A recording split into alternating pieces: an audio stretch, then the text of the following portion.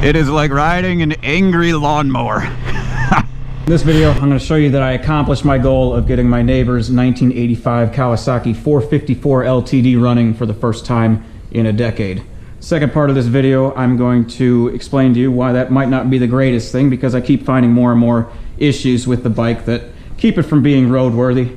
Third part of this video, I will explain to you everything that I've done, changed, modified, and added, or just fixed on this bike. And then the fourth part, if I can stomach it, I'll go through some of the video I've shot over the last 2 weeks, get a couple snippets, show some of the processes that I did. No how-tos or anything on this, because I learned that everything I did, I kept doing it wrong. And then part one of this video, I delisted it because I watched it back. It was really annoying. I also didn't shut my music off. There was a bunch of copyright bullshit on it. So if you want to see it, I'm going to put it in the description. But let's get this bike running. Full disclosure, I did run this bike this morning, but it hasn't run in like 4 hours. So it is cold. All right, key to on, a little bit of choke. See if we can get it started. That doesn't sound like it has fuel. Oh, there we go. So the bike's been running for about a minute now. We're off a choke. I don't have the radiator cap on. It doesn't matter if that spills. I'll get to that in a minute, but that's just deionized water. Everything looks, it sounds like it's running all right. I haven't done a carburetor synchronization on it because I believe I'm taking that carburetor back off, but don't have any issues with a vacuum leak or anything. And it keeps coming all the way up. That sounds nice. It's kind of exciting to get a bike that's running, or get a bike running that hasn't run in so long. I don't know, I mean, I'm pretty excited about that. So basically, I want to run this thing all the way to hot. I want to see if I can get the fan to kick on, and I want to see if I can get the thermostat to open. Basically, the cooling system is the biggest issue on this bike right now. All right, well, the thermostat opened, and you can see the rust in it. All right, time to shut it down. So I'll explain to you what I've done to this bike and what I've found. And the biggest issue that this bike is going to have is that the cooling system, everything I took out of it, it was hyper rusty. And it's still pretty rusty, which is why I've been pretty nonchalant about just running stuff through, because what I want to do is just run a bunch of cycles worth of distilled water and just clear out a bunch of the rust, and then I'm going to run a cycle of this Evapo-Rust Thermocure. So I've done quite a bit to this thing, and you know, trying to get a bike running, what do you need? Fuel, air, spark, and compression. So compression, before I had the bike running, I measured it at, I had 140 psi on the right cylinder and 150 psi on the left cylinder, and like the specs call for like 119 to 185, so it's like if you have compression, then it's good. So I was content with that. I took the air box out and I replaced the air filters. I took the carburetors out and I rebuilt all of the soft parts on there. So I'm using the standard jet, or the OEM jets and everything that come with it. But I just replaced all the rubber because the float bowl gaskets and everything were leaking previously. If you could see, this is the stuff that I'm kind of fighting on the inside of the cooling system. Now I had all of the cooling system off, but this rust, I want to get as much of that out first and then run the Evapo-Rust. The valve adjustment on here was really, honestly, I'm surprised at how good the valves were. There was only one that was out of adjustment, and that was this one right here, where the intake should be 0.005 to 0.007, the exhaust 0.007 to 0.009. This one was 0.004. I adjusted 3 of them, but this one here, the left intake, here was the only one that was actually out of adjustment, and that was pretty darn cool.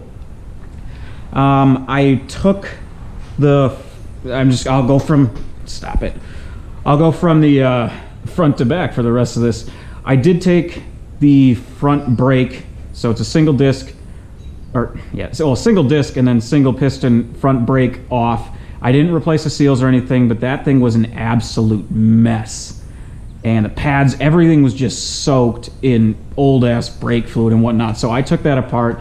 I ultrasonically cleaned all that, and I'm reusing the seal on it, and I'm reusing the pads. Realistically, it needs to be replaced. but my goal is just to get this thing running. Speedo drive, I haven't been able to test if that works because I don't know if this bike has insurance, so I'm not riding a bike without insurance on roads. I did disassemble the forks, and I found what is possibly the only thing that can really go up against how much I hate vacuum operated Petcocks is this design on how they keep the fork internals in there. This is absolutely stupid. I don't know how else to explain it, but I don't know why it just doesn't have a nut on the top. But I did go through and I replaced it with some all balls fork seals inside of there, and then I just put 10 weight Maxima fluid inside. This was really interesting because I couldn't figure out what this was because I thought it was some opposite type of horn thing. This is where your fuses are. It's called like a faux horn. That's kind of neat. I was able to, I did take the master cylinder apart. Again, I didn't replace anything. It's kind of clever how they keep it in. It's not a circlip. It's actually just this plastic piece. I really like that. So as much as I hate this, I really like this. But I did go through and I bled it all the way through. I think I can get a much stiffer lever. There's at least one big bubble left, but I'm hoping that I get to ride it a bit, and then you can kind of get the bubbles to work their way to the top up here or on the top right here, and after one more bleed, I'll have a stiff lever. Took a while to get there, but I will have a stiff lever. What I'm gonna be fighting quite a bit is just leaks all over the place, and I must have just tightened it just enough, but my big worry is I'm gonna keep finding leaks because I keep seeing leaks. I thought I had to take the carburetor rack back out because I thought the float bowls on, specifically on the right side, were gonna need to be retightened because I thought I was seeing a bunch of stuff leak there. But no, it was just this stupid vacuum operated Petcock that I've had to pull this tank off like 3 times and redo this just to get it not to leak. But as you just saw, I ran it for, it probably ran for like 10 minutes, no issues, so it's operating correctly. I did rebuild this with an all balls kit, and then the carburetor was an all balls kit as well. I've been going through and metal polishing a bunch of stuff. Not that you're gonna get you can't restore chrome once the rust takes over, but you can at least make it look a little bit prettier. The thermostat inside of here, when I pulled that thing off, this was super hyper gross before. I've cleaned it up and whatnot, but this was the thermostat that I pulled out of there.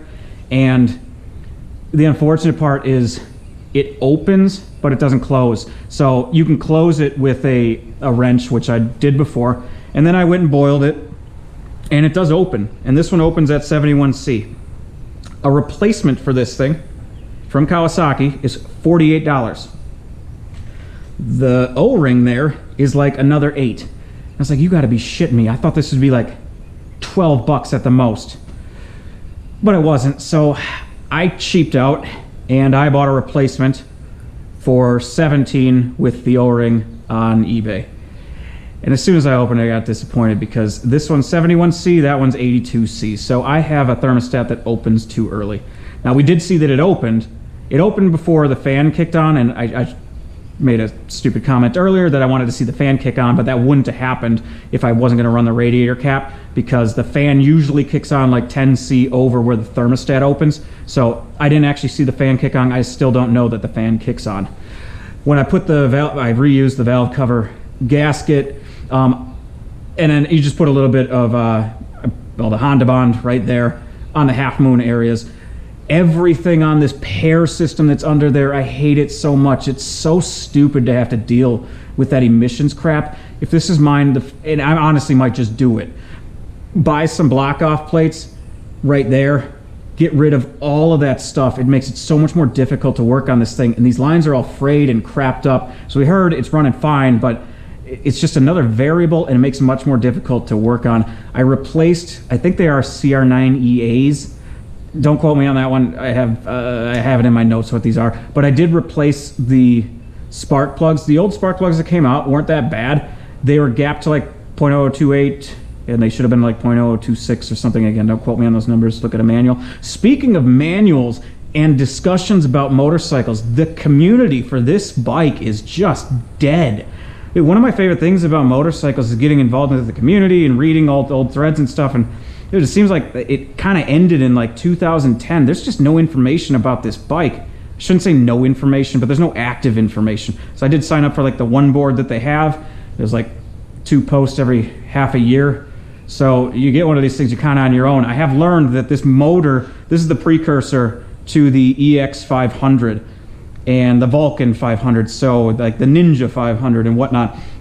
So I actually have an EX500 that's going to be coming into my life fairly soon. It has been in my life, but it's going to be coming in my garage fairly soon. It is in my parents' basement, and it was my brother's bike, and it also hasn't run in probably 7 years. And guess what it's got? It's got a faulty vacuum-operated Petcock, which is why my dad called me over. He's like, hey, this thing's spilling gas all over the place. I was like, I know what it is.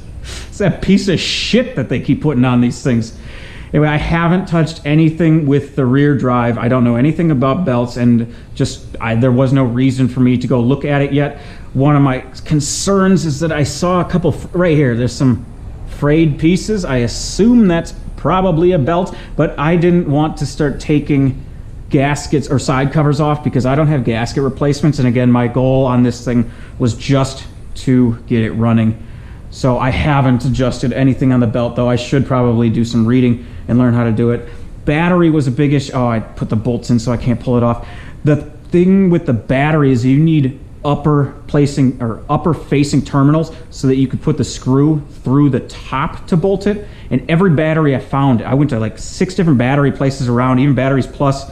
They're like, yeah, we don't have what you're looking for. So I had to order a cheap Mighty Max on eBay, but I also don't know if my neighbor just plans on selling this thing, so I didn't want to like get a good battery.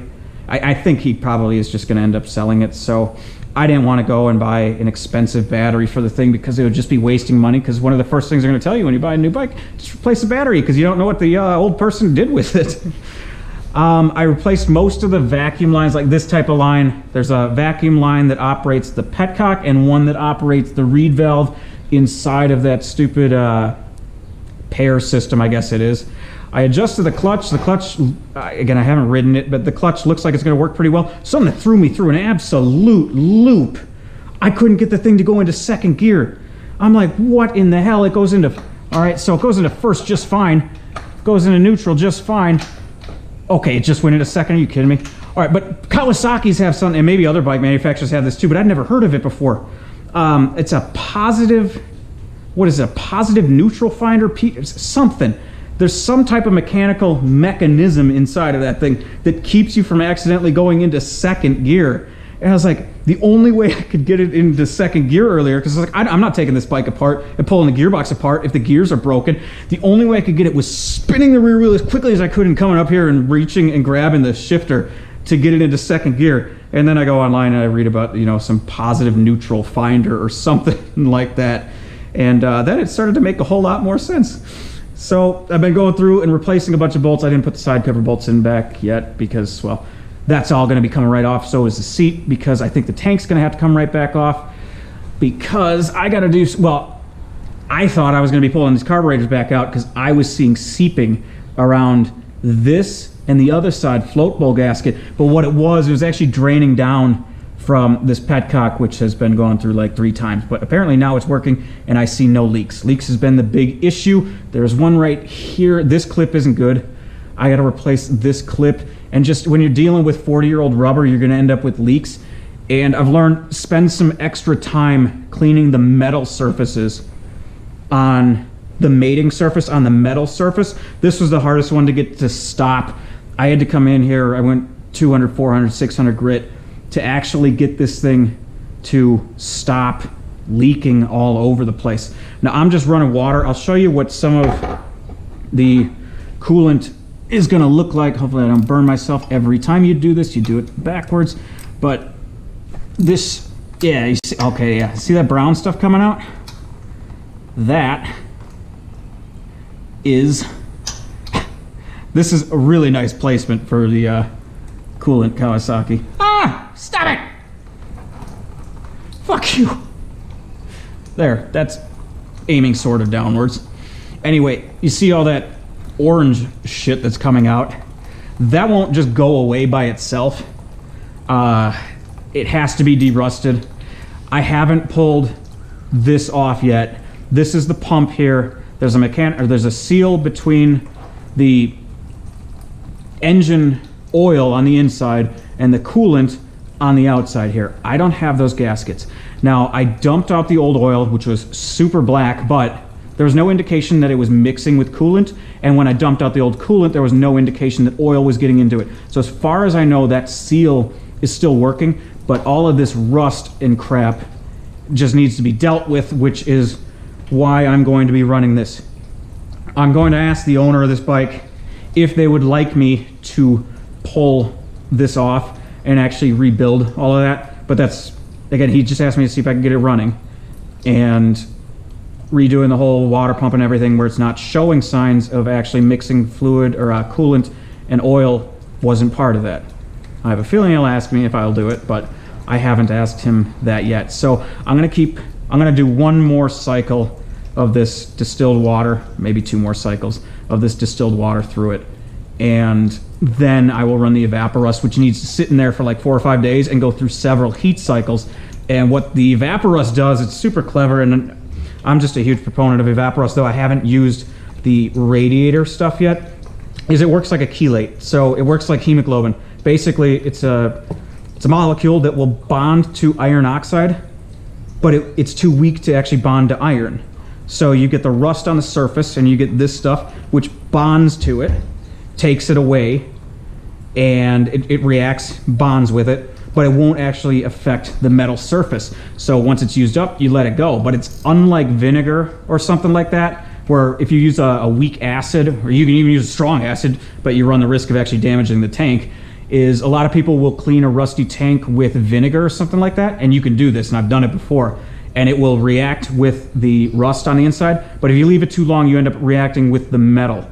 Evapo-Rust doesn't actually react with the metal, so you don't have the same issues. You can make a cheap Evapo-Rust yourself, and I wouldn't recommend it for a radiator, but you can actually make a cheap version of Evapo-Rust for, you know, nuts and bolts out of molasses. It just takes about 30 times as long, but it works the same way, and you kind of get that little bit of hemoglobin action bonding with the iron oxide in the case of Evapo-Rust. So that's why it works. That's why it's environmentally friendly, unless you're pulling a bunch of shit out like coolant or something like that. Then you probably shouldn't dump it down the drain. But if you're not dumping it down the drain, then it's fine. Now, I still got some work to do.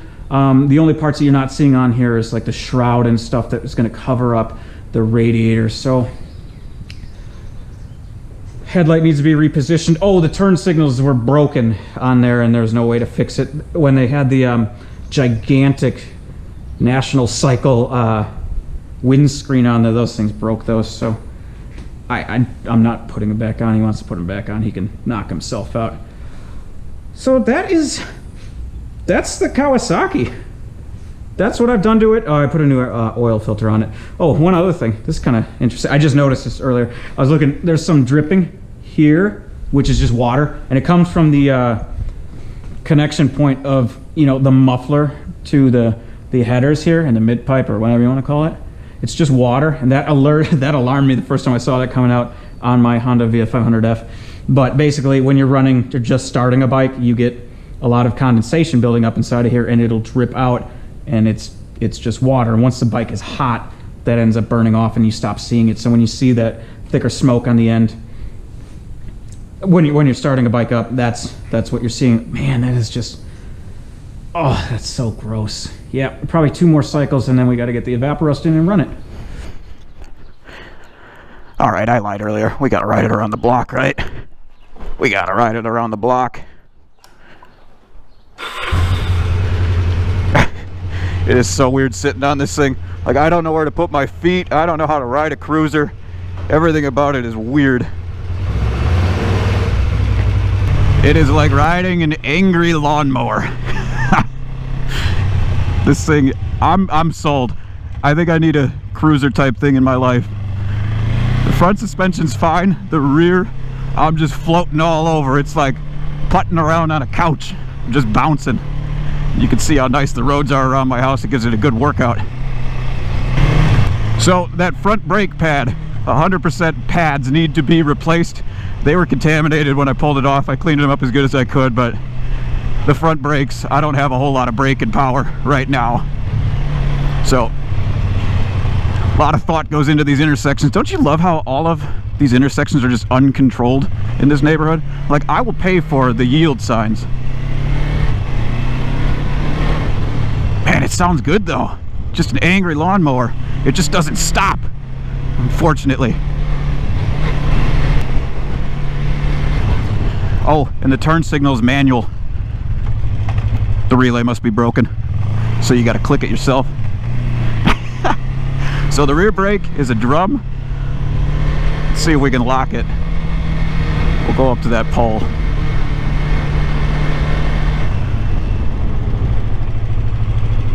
There, we can lock it.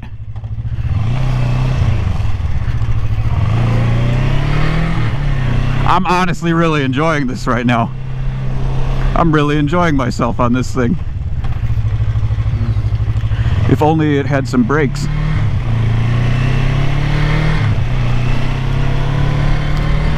I mean, I feel like I don't know, is it a hippie bike or is it like a Hell's Angels bike? Oh, it can't be a Hell's Angels bike, it's not a Harley. And they wouldn't like this little lawnmower exhaust and 454 cc's. But I do right now. This is wild. This is so different than anything I'm used to.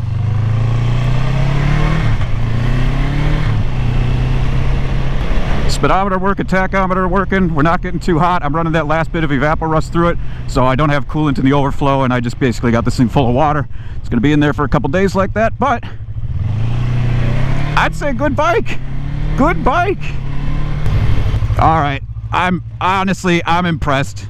I'm impressed with this thing. I want to hate it. I can't. It's a nice bike.